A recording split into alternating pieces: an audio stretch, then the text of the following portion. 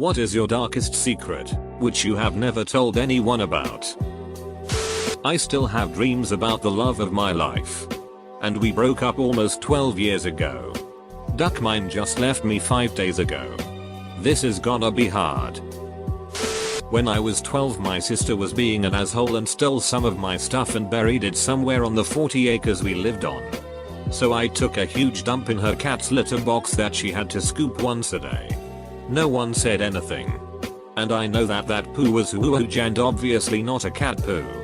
I know she noticed. But nothing was said. She stopped stealing my stuff for about a year and then it started back up.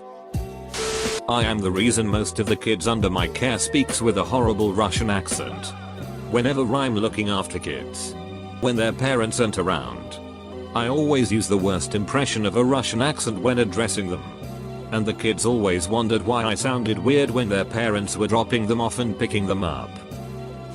I went to a small Christian college and I lived in an on-campus apartment with 5 other guys.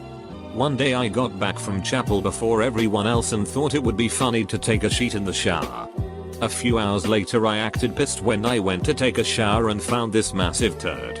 Naturally all of the guys denied and thus began the mystery of the shower-itter. We had been leaving our front door unlocked and sorta had a grudge against one of the neighboring apartments. A bunch of smug mother ducks that we just couldn't stand. One of the guys I lived with suggested that it might have been one of them playing a prank. We started locking our door. But sometimes we would forget. Anytime I came home and found the door unlocked I would cheat in the shower. This happened about a half a dozen times. The guys started really getting pissed and this escalated into a series of pranks for the rest of the year. Most of which involved urine and fecal matter. I've never told anyone that it was me the whole time. When I was 5 my mum left my dad. I don't remember much other than shortly afterwards my dad would get in my bed late at night, hold me and sob. I would pretend to be asleep. I've never told anyone that. I'm 35 and I've never seen nor heard my father cry since. He's never said a negative thing about my mother. They've remained friends. I can tell he still loves her. I can tell my dad still loves my mom after they've been divorced since 2002. I jokingly said that my mom had the "lem speak to your manager" haircut in front of him and my siblings. He didn't get the joke so I showed him a picture and he said oh but it looked so cute. Broke my heart. I wonder how things would have been had they stayed happy. When I was in 2nd grade my best friend and I would suck each other's big dicks because we thought it was sexy. Some young flacks had fun. But I don't dare tell anyone because I am straight and it doesn't really matter now. The only reason I went to the hospital when I tried to OD was because I flipped a coin. I don't know you, but feel compelled to tell you that I'm glad you went to the hospital. I'm glad you are still here. 3-person secret. So my fiancée and I were having a hard time setting up shut for a wedding and reception. Her maid of honor was having similar hardships putting her wedding and reception together. We invited her over for drink and talk bullshit. Then we wake up the next day. All 3 of us naked on the couch. We don't speak about it since we don't remember. My secret, I wasn't that drunk and that 3-way is my fapping material for life. One time I was super stoned and my roommate made some tortellinis and I wanted some of them sheets. I got the impression that he didn't want to share so I waited for him to finish, hoping he'd leave his leftovers out for the peasants. Some time passes and I go back to the kitchen to see what the tortellini situation was like. Lo and behold there was some tortellini soup sitting on the counter. Oh damn, he made tortellini soup. I thought to myself, nice. So I fished some tortellinis out of the soup and decided they tasted weird so I stopped eating them. I was so stoned I wasn't 100% sure if they were weird or I was weird. Later on my roommate comes downstairs and says something along the lines of, "Dudes, I poured a bunch of dirty dishwater in the leftover tortellinis and I think someone ate some." Everyone in the room was like, "Ha, gross." I never told anyone it was me. TLDR. Ate dirty hot dog water tortellini stew. Edit. Thanks for the gold. I lie about the majority of things in my life. To the point where I even believe the lie. Edit. I will make America great again. I've been there. It feels hopeless. I was living well outside my means. Getting high all day every day. Suicidally depressed. And hiding all of this from every single person in my life. On the 1st of June of 2016 I reached the breaking point and had a mental breakdown at work. I sincerely wanted to die. But instead I went to my parents' house and spilled everything. I came clean to my parents, my girlfriend, my boss, and anyone that would listen about how much I hated myself and my life and that I didn't want to be this person anymore. It was awful. Hands down the worst 24 hours of my life. But cut to today and I am 7 months and 28 days clean and sober. My girlfriend and I are working together to get my financial situation under control. And I'm closer to my family than I've been in years. I still struggle with depression. But I can say that my life has changed for the better. Don't do what I did and hold it in until the bubble bursts. Seek help. You can get better. I believe in you. I met this girl in the summer of 1985 while on a summer camping vacation. We got physical but no intercourse. Hung out for 2 or 3 days. I fell hard for her. But she only wanted to be pen pals. She lived an hour away. But when you're a 17 it might as well be 8 hours away. We wrote a few times. And eventually after not responding to 2 letters I let it go. I've been with dozens of women since. Happily on my 2nd marriage. There's hardly a day that has gone by that I haven't thought about her in some way. I have looked for her for years. Google. LinkedIn. FB. You name it. No trace of her. She kind of dropped off the face of the earth in 1990. At least on paper. I'm ashamed of the obsession. I have never told anyone but a therapist a few years back. I wonder what she would even think if I contacted her. The more I think about that, the more I'm a bit glad I can't find her. That would probably freak her out. Edit. Her mother was an Irish immigrant. So she has citizenship. She might have gone to IE. Gotten married there? Question mark? I grew up in Chicago. This meeting happened in Wisconsin.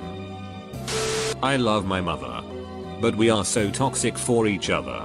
If I could trade her in for another mother so she got a better daughter and I got a better mom, I definitely would.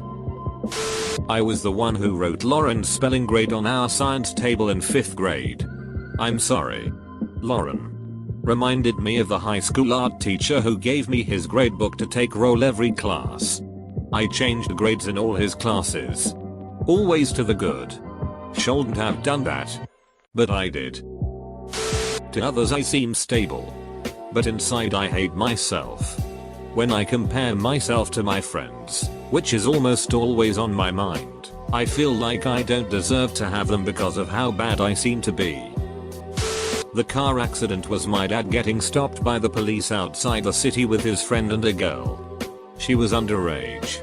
Everyone thinks the car was totaled. But it is in evidence for a trial that might happen sometime in a few months. I've always had a sneaking suspicion my dad was up to some slimy shit but never knew exactly how far it went. Once. He had me clean out an apartment when I was 16. Got rid of everything.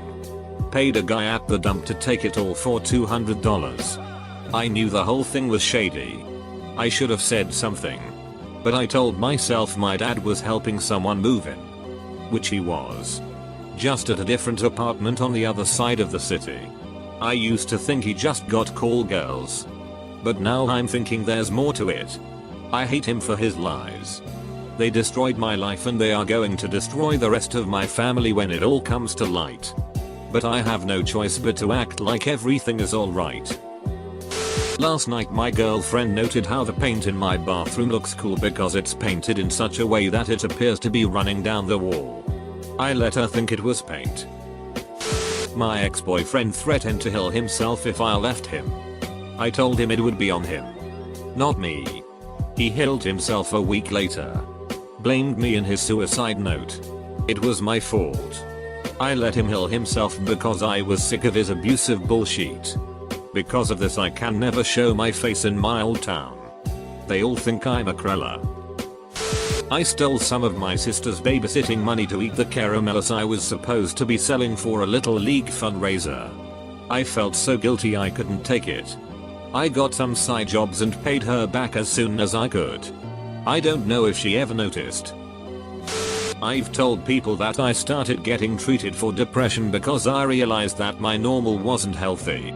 I've never told anyone that it was because I was constantly thinking about hanging myself and I was scared that I might actually follow through.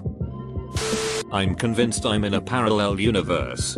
A lot of subtle things changed in March of 2013. I haven't told anyone because they'd think I'm crazy. So I've just been living my life as normally as possible. I know parallel universe is the coolest explanation. But if it's a lot of things, you might want to get some scans done. Especially if you had an infection or an injury during that particular March. A couple moved into the house next to me in Adelaide.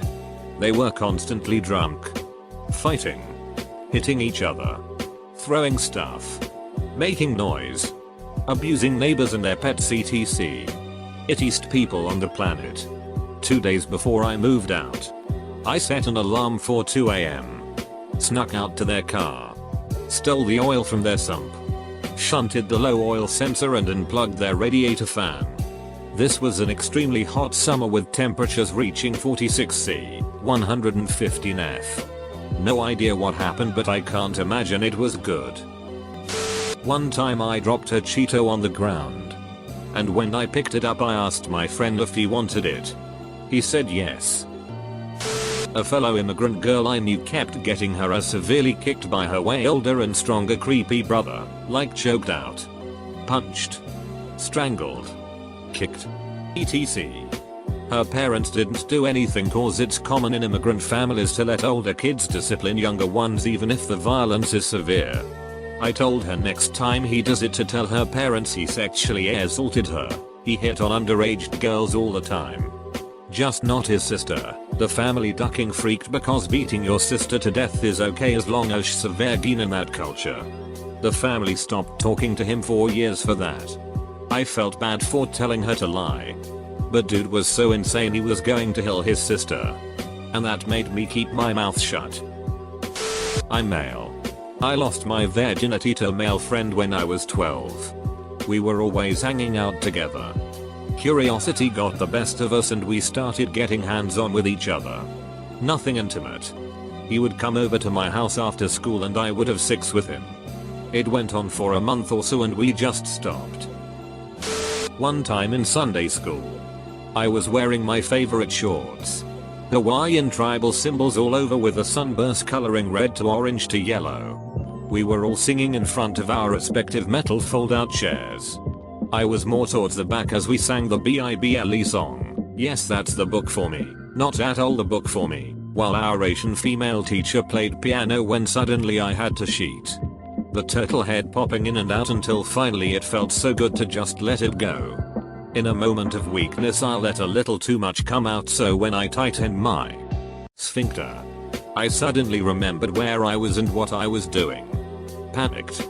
I tensed up. Instead of sucking back in, it just got cut off. Good day to not wear my Godzilla tighty whities.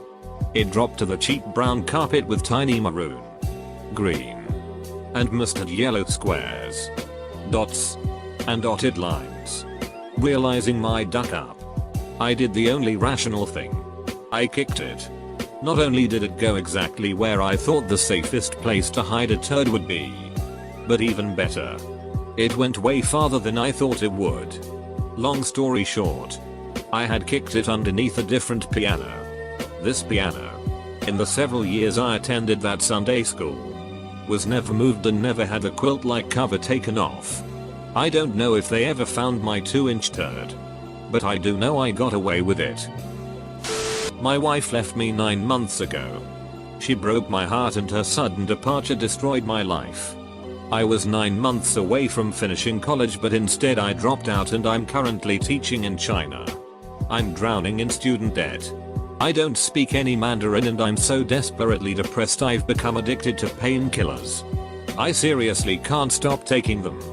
I don't know what to do with my life and I have no one to turn to. I main Genji. When I was 11, my friend and I slept over at my grandma's house.